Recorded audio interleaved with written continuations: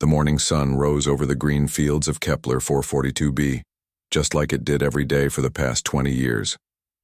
The human colony on this distant world was quiet and peaceful, with small houses scattered between farms and gardens. Children ran through the streets laughing as they headed to school while their parents waved goodbye from doorways. 12-year-old Hyun-woo walked with his little sister So-min toward the big white school building in the center of town. So-min was only 8, and she skipped along the path, picking up pretty rocks and flowers that grew wild along the road.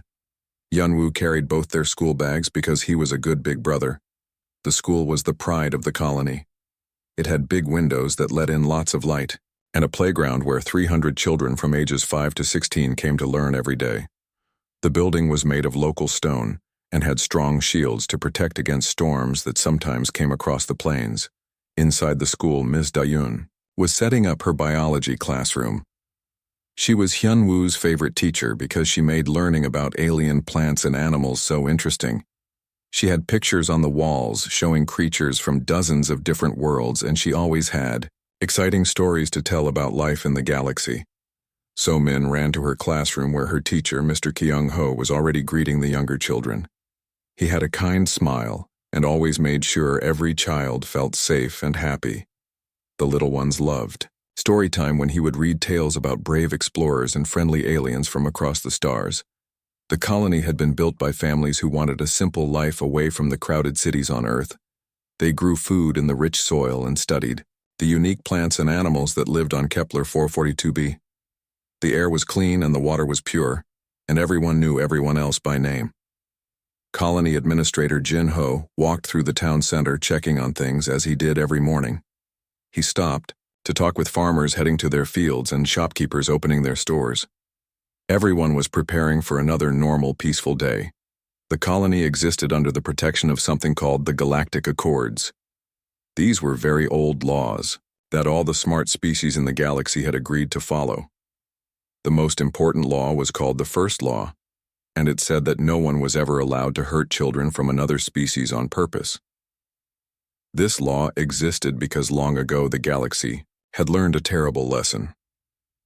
When someone attacked children, it caused so much anger and sadness that entire star systems would go to war. The fighting would spread and spread until millions died. So all the wise leaders agreed that children must always be protected no matter what. The humans on Kepler 442b felt safe because of this law. They knew that even if there were disagreements between different species, no one would ever hurt their children. The galaxy was supposed to be a civilized place where such things simply did not happen. Hyun-woo sat in Ms. Dayun's class, learning about the strange fish that lived in Kepler 442b as oceans. These fish could change colors, and some could even glow in the dark. Ms. Dayun explained how they used these abilities to talk to each other underwater. So-min was in art class drawing pictures of her family. She used bright colors to show her mother and father, and drew Hyun-woo much taller than he really was, because he seemed so big and strong to her. She was planning to give the picture to her parents at dinner. Outside the school, other children played on swings and slides during their break time. The playground was full of laughter and games. Some kids played tag while others sat in groups, sharing snacks their parents had packed for them. The colony had about 50,000 people living in it, but it felt like one big family. Everyone helped each other when there were problems, and they celebrated together during holidays. The children, especially, were treasured by the whole community. In the afternoon, the sky was clear and blue without a single cloud. Hyun-woo looked out the classroom window and saw farmers working in distant fields. Their machines moved slowly across the land, planting seeds that would grow into food for the colony. So-min and her friends were outside for physical education class. They were learning to play a game with a ball that required teamwork and cooperation. Their teacher, Mr. Sung-min, showed them how working together made everyone stronger and more successful. The school had strong communication systems that connected it to other human colonies and to Earth children. Sometimes talked to kids on other worlds during special lessons. They learned that humans lived on hundreds of different planets, but they all shared the same values of peace and kindness. As the day went on, nobody noticed the 3 dark shapes that appeared at the very edge of the star system. The shapes were moving fast, toward Kepler 442b, but they were still too far away for the colony sensors to detect them. Jin-Ho was in his office reviewing reports about the harvest season. The crops were growing well, and there would be plenty of food for everyone.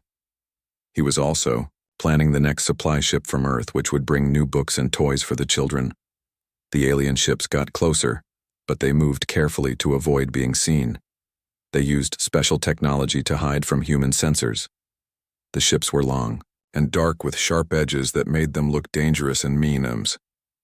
Da-Un finished her last class of the day and was cleaning up her classroom. She put away the pictures of alien creatures and organized the students' homework on her desk. Tomorrow, she planned to teach about the peaceful species that lived in nearby star systems. So-min walked home with Hyun-woo carrying the picture she had drawn. She was excited to show her parents and maybe put it on the refrigerator where everyone could see it. She chattered happily about her day while Hyun-woo listened with a smile. The 3 alien ships were now close enough to see Kepler 442b clearly through their viewing screens. The ships belonged to the Valdris Empire, a group of warriors who thought they were better than everyone else. The Valdris had been watching human colonies and growing jealous of how fast humans were spreading across the galaxy. The lead ship, General Morketh, stared at the peaceful colony below. He saw the farms and houses and the school where human children were learning and playing. The sight made him angry because he believed humans were becoming too powerful. The Valdris had decided to send a message to all human worlds. They wanted to show that humans were weak and could not protect themselves. The general had chosen this quiet colony because it seemed helpless and far from any military bases. As night fell on Kepler 442b, families gathered for dinner. Children told their parents about what they had learned in school that day. Parents listened with interest and pride, happy that their children were growing up smart and kind in this peaceful place. Nobody knew that high above them, alien ships were preparing weapons. Nobody suspected that the most sacred law in the galaxy was about to be broken. Nobody could imagine that their simple, quiet life was about to change forever. The stars came out one by one in the clear night sky, the same stars that humans on hundreds of worlds looked up at with hope and wonder. Soon those same stars would witness something so terrible that it would shake the entire galaxy and change the way everyone thought about humanity. The first explosion came at dawn when most children were just waking up for school. The energy beam from General Morketh's ship hit the school building with such force that windows shattered for miles around. The sound was like thunder, but louder and more terrifying than any storm. Hyun-woo was brushing his teeth when the blast knocked him to the bathroom floor. He heard So-min screaming from her bedroom and ran to find her.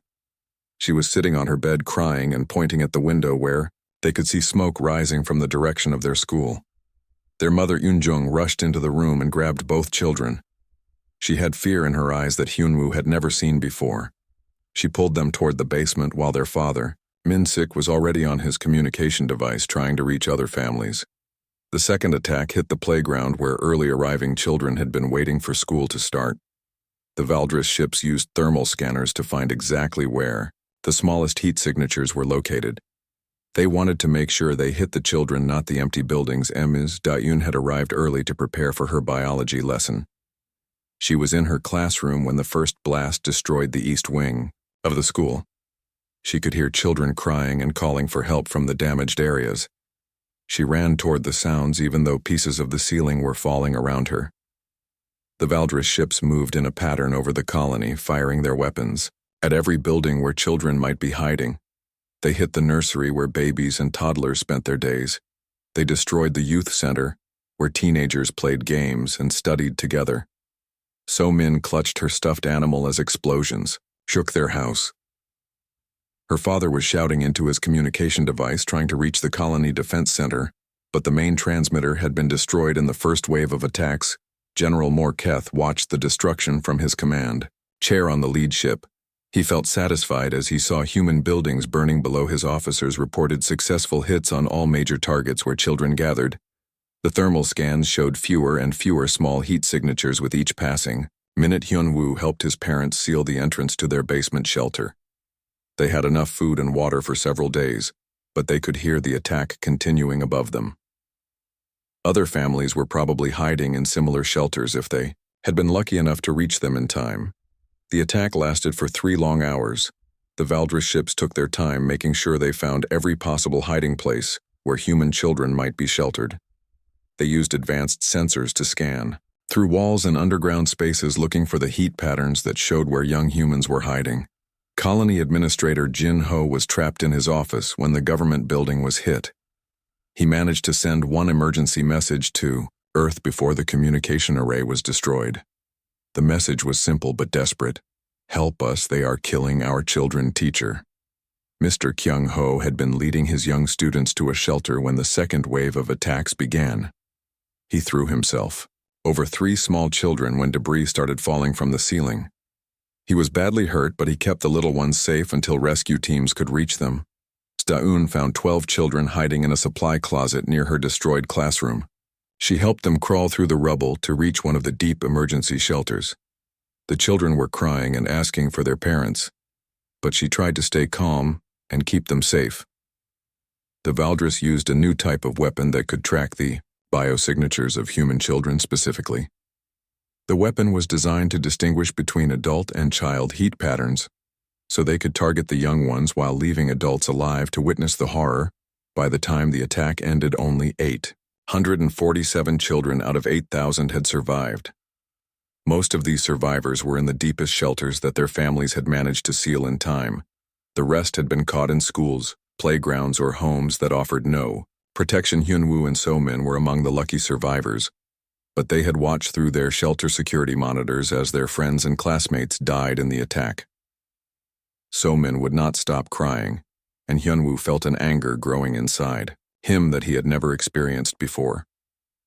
The colony that had been full of laughter and children playing was now silent, except for the sounds of rescue workers searching through the wreckage. Parents who had lost their children wandered through the ruins calling out names that would never be answered. Jin Ho survived the attack and immediately began recording everything that had happened. He used portable equipment to document the destruction and gather testimony from survivors. He knew this evidence would be needed to show the galaxy what the Valdris had done. The emergency message from Kepler 442b reached Earth within hours. Because of the quantum communication networks, Admiral Tae-young was in a meeting with other military leaders. When the message arrived, she had to leave the room when she saw the images of destroyed schools and playgrounds. The news spread across human space faster than any previous emergency. Every human colony and station received the terrible reports. From Kepler 442b, parents held their own children closer as they watched the footage of what remained of the peaceful farming community. On Earth, President Ye Jin called an emergency session of the human government. She stood before cameras with tears on her face as she announced that the first law of the galaxy had been broken for the first time in over 200 years. Captain Dongmin volunteered immediately to lead a response fleet when Admiral Tae-young asked for volunteers. He had 3 children of his own, and the thought of what happened on Kepler 442b made him feel sick with rage and determination for justice. The Galactic Council received the human complaint within 24 hours. The evidence was overwhelming, with video recording, sensor logs, and testimony from survivors all proving that the Valdris had deliberately murdered human children. But the council was dominated by old species who thought humans were newcomers, who did not deserve the same respect. As established civilizations, Councillor Veltharos suggested that maybe the humans had misunderstood what really happened during the attack. The alien councillors agreed to hold hearings about the incident, but they refused to take immediate action against the powerful Valdris Empire. They said investigations take time and that rushing to judgment would not be proper diplomatic procedure. Ambassador Minho represented humanity at the council hearings. He showed the footage of Somin crying over her friend body and described how children had been systematically hunted down by Valdris weapons designed specifically to target young humans. The council promised a full investigation that could take years to complete while the Valdris Empire continued to operate as if nothing had happened. General Morketh was even promoted for his successful demonstration of Valdris military power across human space. The reaction was building like a storm that starts small but grows into something. Unstoppable parents on hundreds of worlds looked at their own children and imagined what the families on Kepler 442b were going through, Admiral Tae-young began quietly mobilizing ships from across human territory. She told her officers to prepare for the largest military operation in human history. The time for talking was ending, and the time for action was about to begin. The galaxy was about to learn something new about humanity. They were about to discover what happened when the one line that should never be crossed was not just stepped over, but deliberately destroyed by those who thought humans were too weak to respond. Admiral Tae-young stood in the command center of the largest space station humanity had ever built. Around her screen showed the positions of every human warship in the galaxy. For the first time in human history, every single military vessel was being called to one place. The order had gone out across 300 human worlds and space stations. Come home, come now. Bring everything that can fight. The message was simple, but every human military officer understood what it meant. The children of Kepler 442b would be answered. Captain Dongmin received his orders while his ship was patrolling the outer colonies. He turned his heavy cruiser toward Earth and pushed the engines to maximum speed. Along the way, he passed dozens of other ships, all heading in the same direction, all carrying the same grim determination. Commander Jae-won led a squadron of stealth frigates that were designed to slip past enemy sensors undetected. His ships were small and fast-built for reconnaissance and surprise attacks. He had watched the footage from Kepler 442b 12 times, and each viewing made him more eager for what was coming. The human fleet that gathered near Earth was unlike anything the galaxy had ever seen. 2,847 warships arranged in formations that stretched across space. Each ship represented decades of human engineering, and the crews aboard them were volunteers who had seen what happened to human children. The ships were not the massive dreadnoughts that other species preferred. Instead, humans had built smaller vessels that could work together like a pack of wolves hunting. Each ship could fight alone, but they were designed to support each other in ways that confused alien military. Experts Captain So-young commanded a wing of heavy cruisers that carried the most powerful weapons in the human arsenal. Her gunners had been practicing target acquisition for weeks because they wanted to be perfect when the time came for action. Every shot had to count. Admiral Tae-young had studied the reports from Kepler 442b and the diplomatic failures at the Galactic Council. She knew that words would not bring justice for the murdered children. Only action would show the galaxy that humanity would protect its young. No matter what the cost, the human fleet did not head directly toward Valdris space instead. They began appearing at Valdris military bases throughout the galaxy. The attacks came without warning, but they always began with the same message. This is for the children of Kepler 442b. The first target was a Valdris supply depot in the Tau Ceti system. Human ships emerged from hyperspace in perfect formation and surrounded the base. The Valdris commander received a simple communication. You have 30 minutes to evacuate all personnel. The Valdris thought it was a joke. How could these small human ships threaten a fortified military installation? But when the evacuation time ended, the human ships opened fire with precision that shocked the Valdris observers watching from nearby. The base shields lasted exactly 17 seconds under the concentrated fire from human weapons systems. The structures beneath were destroyed methodically one by one until nothing remained but floating debris. The humans had kept their word about evacuation time, but shown no mercy to military targets. News of the attack reached Emperor Colthane on the Valdris homeworld within hours. His military advisors assured him that humans were weak and that this was probably their only significant military force. The Emperor agreed and ordered his fleets to continue normal operations. The second attack came 2 days later at a Valdris training facility, where young Valdris warriors learned to fight again. The humans gave evacuation warnings, and again they destroyed everything military, while carefully avoiding harm to any living beings. General Morketh, the architect of the Kepler 442b massacre, was commanding the Valdris 7th Fleet. When human ships appeared around them, he had been boasting to his officers about how easily human children had died and how weak the human response had been. The human fleet that surrounded the Valdris 7th Fleet was 3 times larger than any force the Valdris had ever faced. Commander J1's stealth ships had been tracking the Valdris fleet for days, learning their patterns and weaknesses. The battle lasted exactly 17 minutes. The human ships moved in coordinated, waves that overwhelmed the Valdris formation. Every human captain knew exactly where to be and when to fire. The Valdris ships were destroyed or disabled before they could mount any effective resistance. Not a single human ship was lost in the engagement. The Valdris 7th Fleet, which had conquered 12 worlds, was completely destroyed. The few surviving Valdris ships were captured, and their crews were taken prisoner to face trial for war crimes. The victory sent shockwaves through the galaxy. The Valdris Empire had never lost a major fleet engagement in over 300 years of conquest. Their military reputation was built on the idea that they were invincible in battle. Emperor Colthane called emergency meetings with his top generals. They studied the battle recordings and could not understand how human ships had moved with such perfect coordination. The humans seemed to think as one mind, controlling thousands of ships like a single weapon. Other species throughout the galaxy began reassessing their opinions about human military capability. The humans had seemed peaceful and diplomatic, but they were revealing technologies and tactics that none of the established powers possessed. The Galactic Council called emergency sessions as reports flooded in of human fleets appearing throughout Valdris space. Councillor Veltheros, who had dismissed human concerns, now found himself fielding angry communications from Valdris officials demanding intervention. Captain Dong Min led his battle group in an attack on a Valdris fortress world. The humans followed their new pattern of giving evacuation warnings, then systematically destroying every military installation.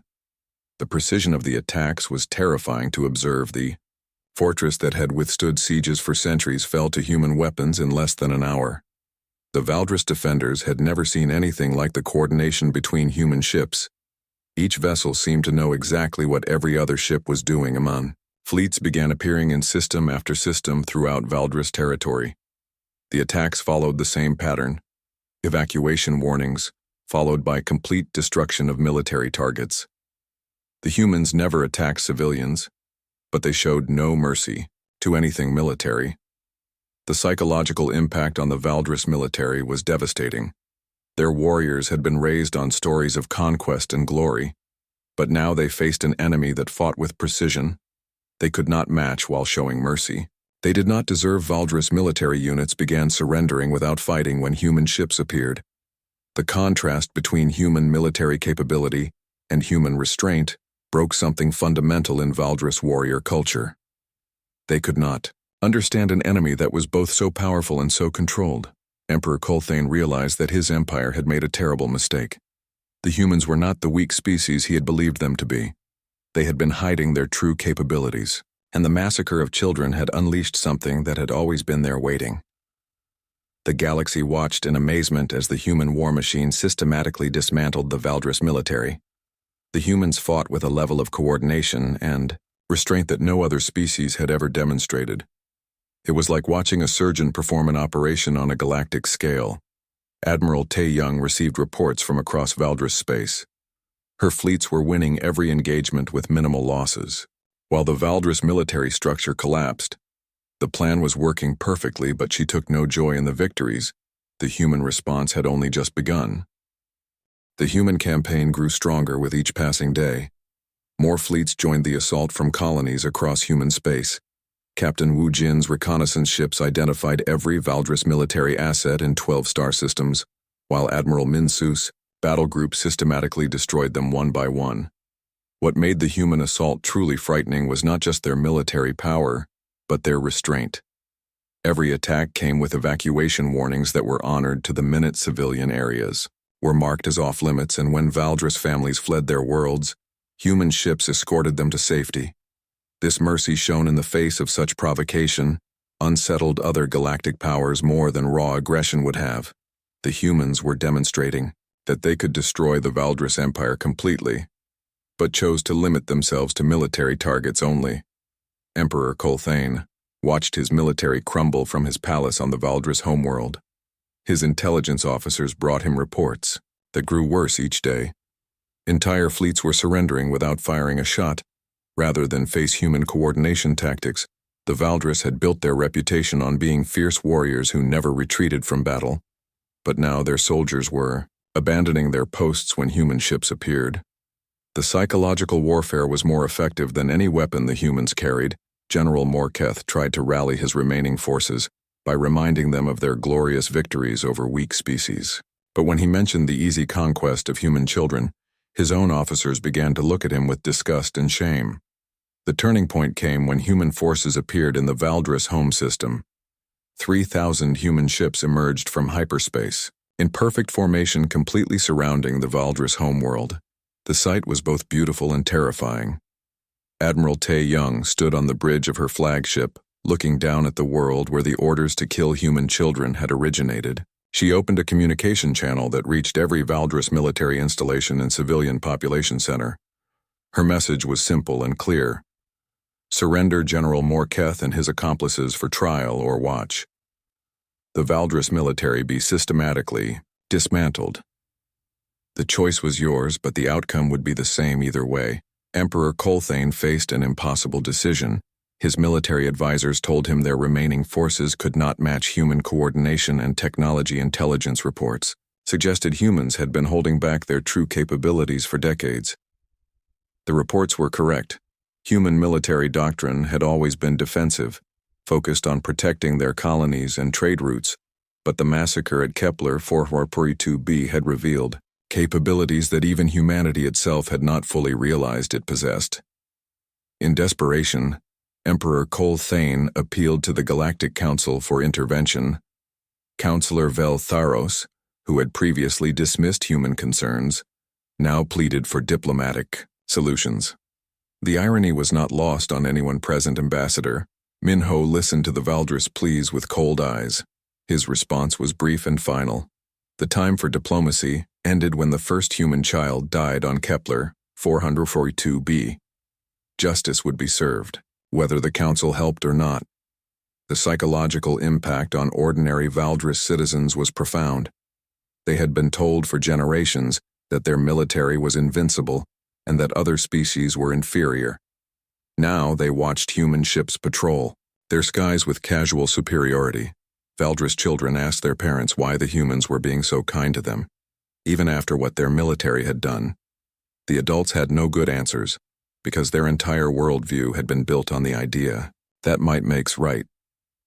Captain So Young received surrender offers from 3 different Valdris fleet commanders in a single day. The Valdris officers begged to be taken prisoner rather than face destruction. Their warrior pride had been completely broken by human tactical superiority. The contrast between human capability and human mercy created a crisis in Valdris society. How could they have been so wrong about these aliens who fought like gods but acted like teachers? The cognitive dissonance was overwhelming. Human ships patrolled Valdris space with the same efficiency they had shown in combat. Supply lines were protected, civilian populations were fed, and order was maintained. The humans were not conquerors. They were temporary administrators. Admiral Minsu established field hospitals on worlds where fighting had occurred. Human medical teams treated Valdris wounded alongside their own casualties. The sight of human doctors saving Valdris lives broke down barriers that centuries of propaganda had built. Young Valdris soldiers began deserting not to avoid death, but to avoid the shame of serving in a military that had targeted children. Some presented themselves to human commanders asking to be punished for their participation in the massacre. The human response revealed something about their species that no one had understood before. They were capable of overwhelming force, but they used it like a surgical instrument, removing only what needed to be removed while healing what could be saved. Emperor Colthane received daily reports of his military units switching sides or simply laying down their weapons. The humans offered fair treatment to those who surrendered, and many Valdris found this preferable to dying for a cause they no longer believed in. General Morketh made his last stand at a fortress on the edge of Valdris space. He gathered the most fanatical of his followers and swore to fight to the death rather than face human justice. But even his own troops began to abandon him. The psychological warfare was complete when Valdris parents began teaching their children about the human response. They explained that attacking innocent beings brings consequences that cannot be avoided. The lesson was learned, in blood and shame. Captain Wu Jin intercepted communications between Valdris military units. The conversations revealed a complete breakdown in morale and discipline. Soldiers were asking each other how they had ever thought they could defeat an enemy like humanity. The human fleets maintained their positions around key Valdris worlds, waiting patiently for the inevitable surrender. The waiting was perhaps the most terrifying part, because it showed how confident the humans were in their ultimate victory. Admiral Tae-young knew the war was effectively over, but she waited for the formal surrender because justice required proper legal procedures.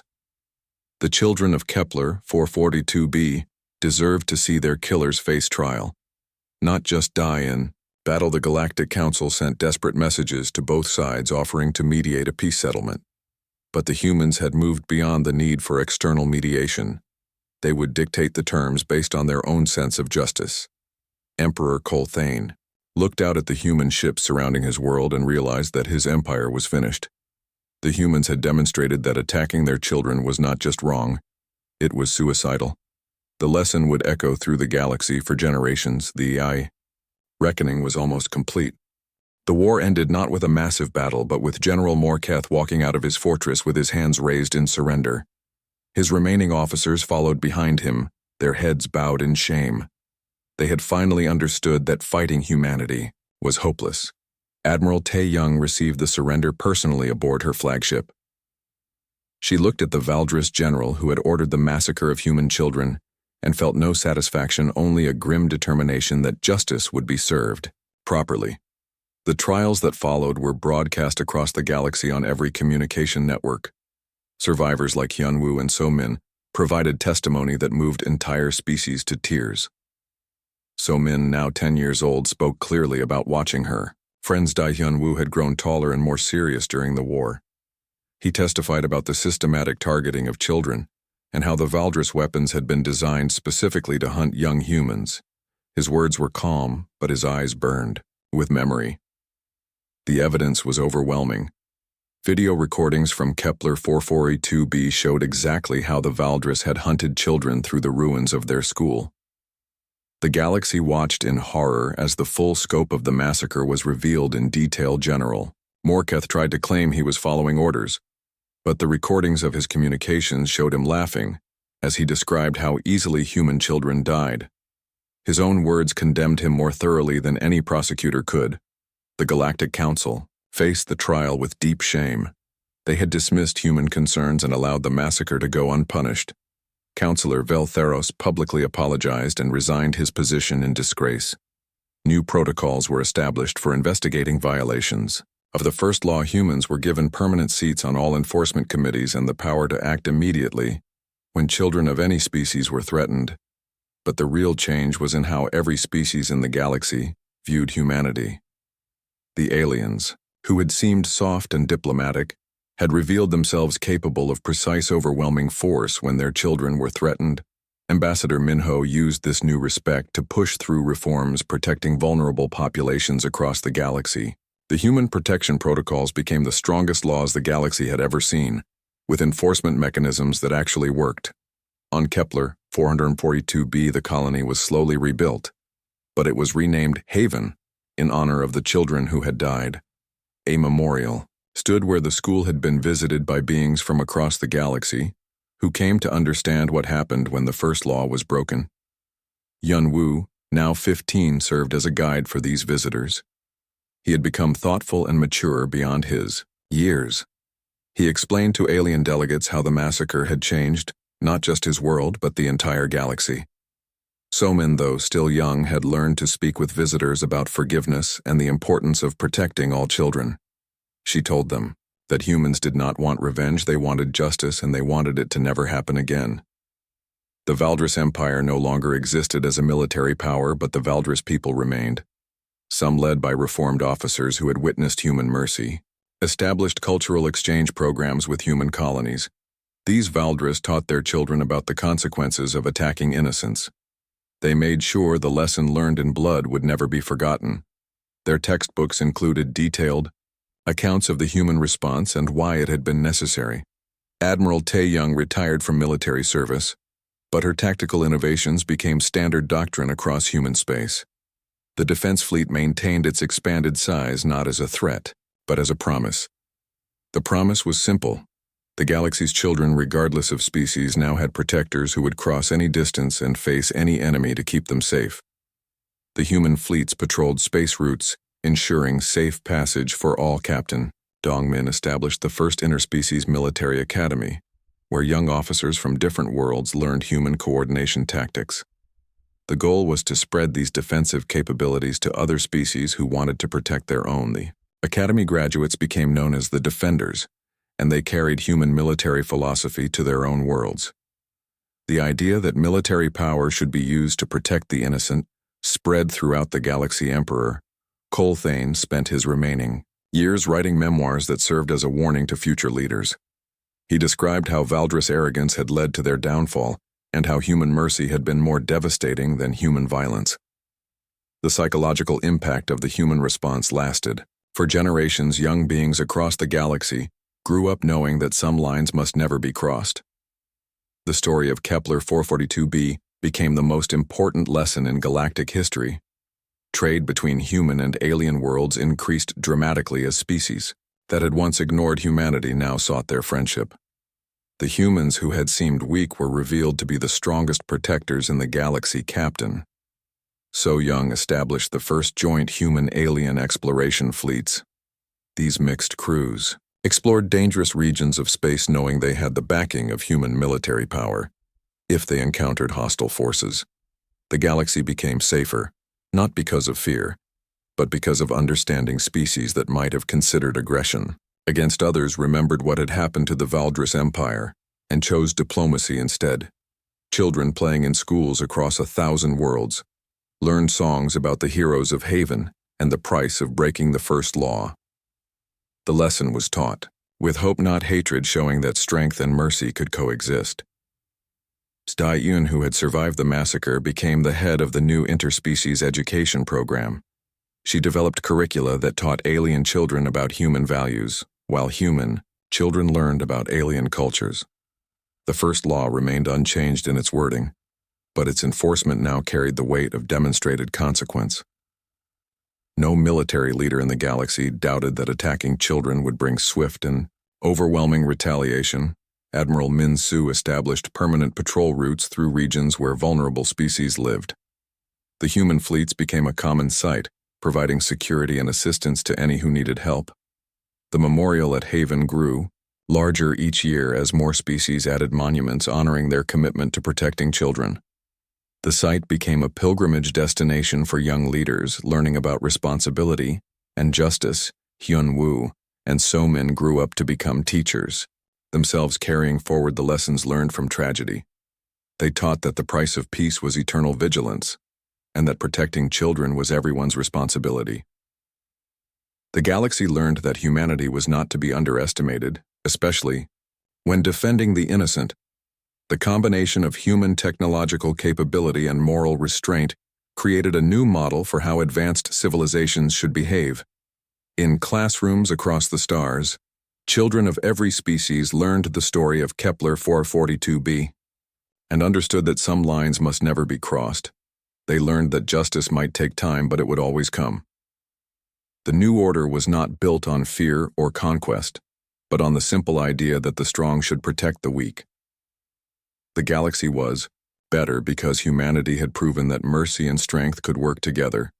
The stars that had witnessed the massacre now watched over a safer universe where children could grow up knowing they were protected by those who would never allow another Kepler 442b to happen.